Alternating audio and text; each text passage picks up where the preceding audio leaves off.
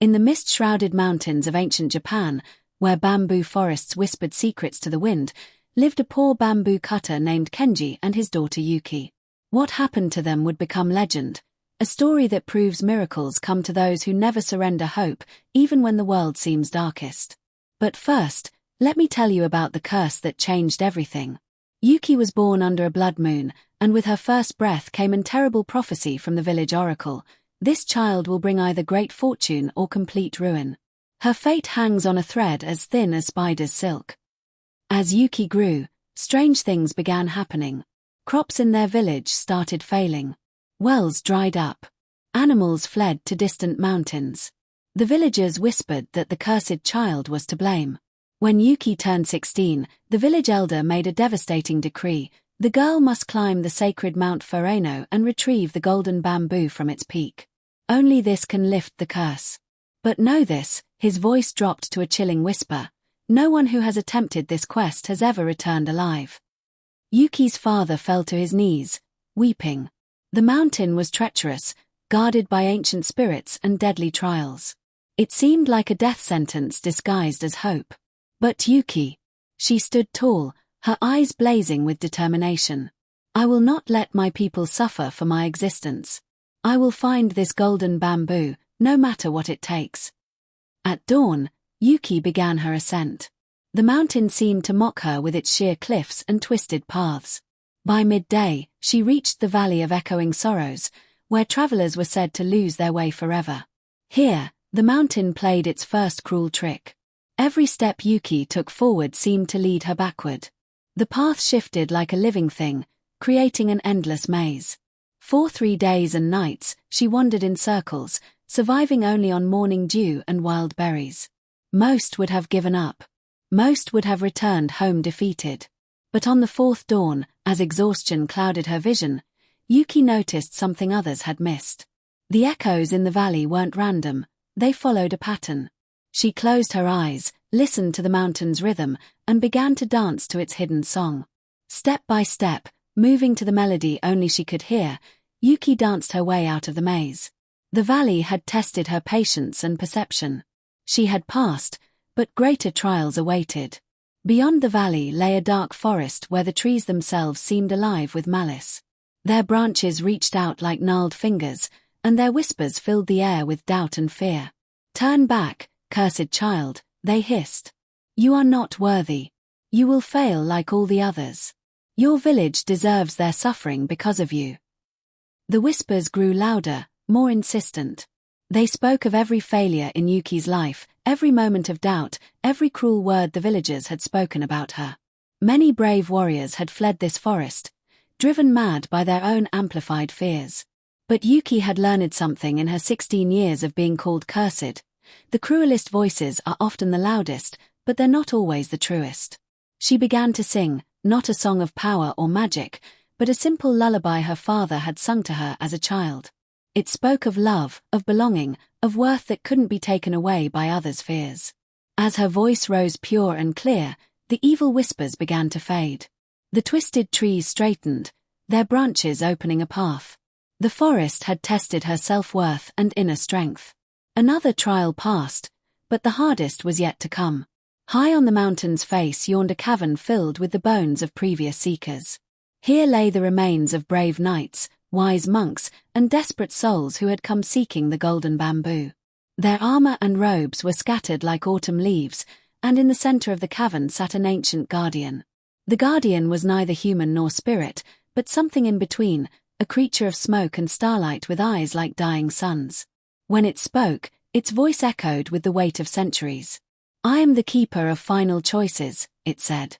Before you lies the path to the golden bamboo, but the price is everything you hold dear. Your father will forget you ever existed. Your village will prosper, but you will be erased from their memory and their world. You will save them all, but at the cost of ever being saved yourself. Do you still choose to continue? This was the cruelest trial of all. Not a test of strength or wit, but of sacrifice and love. Yuki could save everyone, but she would lose everything that made salvation meaningful. Many heroes had turned back at this point. What good is saving people who won't remember your sacrifice? What meaning is there in love that leaves no trace? Yuki closed her eyes and thought of her father's gentle hands, roughened by years of cutting bamboo to feed her. She thought of the children in her village who crossed the street to avoid her, but whose laughter she had always cherished from afar. She thought of the old woman who secretly left rice balls outside their door when food was scarce, pretending she didn't know who they were for. Love doesn't need to be remembered to be real, Yuki whispered. If my existence brought them suffering, then my sacrifice will bring them joy. That is enough. The guardian studied her for a long moment, then slowly nodded. You understand the true nature of hope, child. It is not hoping for reward, but hoping for the good of others, even when it costs everything. You can pass, he said. The path to the summit was treacherous, carved from ice and stone, but Yuki climbed with new strength. She had faced her deepest fears, her cruelest doubts, and her hardest choice. What remained was simply the work of putting one foot in front of the other. At the peak, surrounded by clouds that glowed with their own inner light, grew a single bamboo stalk that seemed made of liquid gold. It hummed with ancient power, and its leaves whispered with the voices of wind and time. But as Yuki reached for it, the mountain shook. The golden bamboo was not just guarded, it was the heart of the mountain itself. Taking it would cause the peak to collapse, creating an avalanche that would destroy everything below, including her village. This was the final test. The very thing she sought to save her people would destroy them if she claimed it. But Yuki had learned the mountain's lessons well. She didn't take the golden bamboo. Instead, she broke off a single leaf and pressed it to her heart. I don't need to take your power, she said to the mountain. I just need to carry your hope. The moment the golden leaf touched her heart, everything changed. The mountain didn't collapse, it began to sing. The golden light spread down its slopes like dawn breaking, and Yuki understood the truth that had been hidden all along. There had never been a curse. There had never been a prophecy of doom. The village had suffered because they had chosen fear over faith, blame over compassion. The oracle's words had been twisted by fear. Yuki would bring great fortune or complete ruin, but the choice had always been theirs to make. By choosing to believe in the curse, they had created it. By sending Yuki on this quest, they had forced her to become the very thing they needed most. Someone who would sacrifice everything for their happiness. As Yuki descended the mountain, the golden leaf in her heart began to work its true magic. Everywhere her feet touched, the land began to heal. Wells filled with sweet water. Crops pushed through the soil. Animals returned from their hiding places. But the greatest magic was yet to come. When Yuki reached the village, something impossible happened. Instead of being forgotten as the guardian had warned, she was remembered, but differently. The villagers rushed to greet her, but their faces showed wonder instead of fear. They remembered their cruelty to her, but now they saw it clearly for what it had been, the poison of their own hearts, not any curse from hers. Forgive us, the village elder wept, falling to his knees. We blamed you for our own failures. We called you cursed when we were the ones who had forgotten how to hope. But here's the beautiful truth that Yuki had learned on the mountain. Forgiveness given freely has the power to transform both the forgiver and the forgiven. There is nothing to forgive, Yuki said, helping the old man to his feet. We all learned what we needed to learn.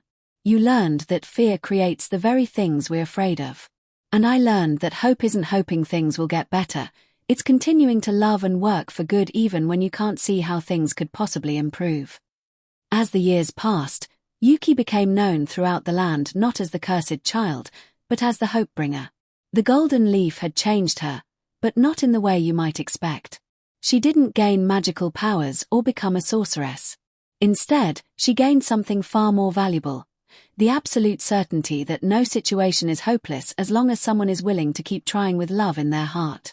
People came from distant villages to hear her story and seek her counsel. When they asked her secret, she would always say the same thing. The mountain taught me that persistence isn't about being strong enough to break through every obstacle. Sometimes it's about being flexible enough to find another way. Sometimes it's about being patient enough to wait for the right moment. And sometimes it's about being loving enough to sacrifice for others. But most importantly, she would add with a smile that seemed to carry its own light, persistence means understanding that giving up is just another choice, and you can always choose differently.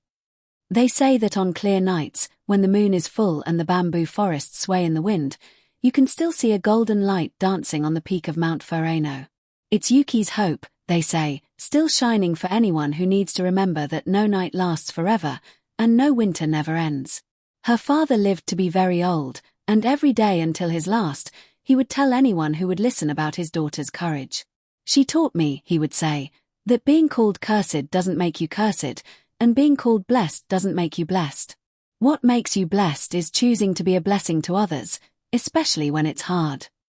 The village prospered for generations, and they never forgot the lesson of the hope-bringer, that the things we fear most about ourselves are often the very things that, transformed by love and persistence, become our greatest gifts to the world. And what about you, listening to this story? What mountain are you facing? What impossible task seems to stand between you and your dreams? Remember Yuki's journey. Remember that every great achievement starts with someone who refused to give up, even when giving up seemed like the only reasonable choice. The valley of echoing sorrows will try to trap you in confusion, but if you listen carefully, you'll find the rhythm that leads you through. The forest of whispering despair will tell you that you're not good enough, not strong enough, not worthy enough. But your own true voice, singing your own true song, is stronger than all the doubts in the world. The cavern of broken dreams will show you the price of success and ask if you're willing to pay it, and sometimes, like Yuki, you'll discover that the willingness to sacrifice everything is exactly what makes sacrifice unnecessary. And when you reach your summit, when you find your golden bamboo, remember that the greatest victories are not about taking what you want, but about becoming who you need to be. Your persistence, your refusal to give up hope, doesn't just change your story. It changes the story of everyone whose life you touch. That is the true magic of never giving up. That is the real treasure at the top of every mountain we climb. The bamboo bends but never breaks. Be like the bamboo. Be persistent. Never give up hope. In every ending lives a new beginning, and in every mountain lives a path to the top, but only for those who keep climbing. Thanks for watching. Kindly like and subscribe.